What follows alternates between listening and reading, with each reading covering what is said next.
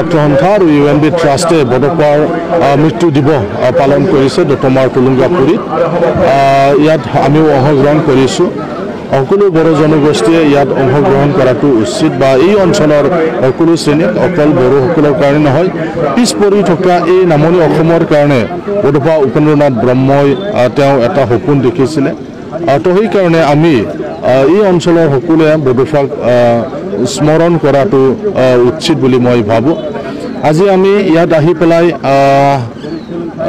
আমি সেই কথাটোকে অনুধাৱন কৰিছোঁ। বডোফা নহ'লে হয়তো আমি ইমানলৈকে আহিব নোৱাৰিলোহেঁতেন।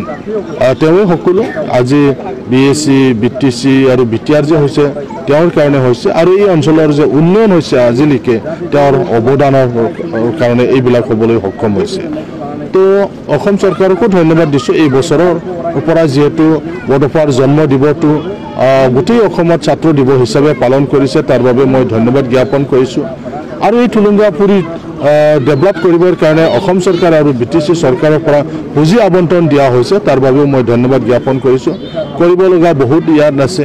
দেশ বিদেশৰ পৰা যদি মানুহ আহে বা যিসকলে বডোফাক জানিবলৈ বিচাৰে, তেওঁলোকে যাতে ইয়াত আহি পেলাই বডোফা সম্পৰ্কে সেই সময়ৰ নিখিল বড়ো ছাত্ৰ সন্থাৰ আন্দোলনৰ সম্পৰ্কে যি আন্দোলনটো বডোফাই নেতৃত্ব দিছিলে, এই গোটেই কথাবিলাক যদি জানিব বিচাৰে তেতিয়াহ'লে এই টুলুংগাপুৰীত আহি পেলাই তেওঁলোকে যাতে ৰিচাৰ্চ কৰিব পাৰে তেনেকুৱা এটা ব্যৱস্থাৰ কাৰণে আমি নিখিল বড়ো ছাত্ৰ সন্থা UNB ট্ৰাষ্ট লাগি আছে।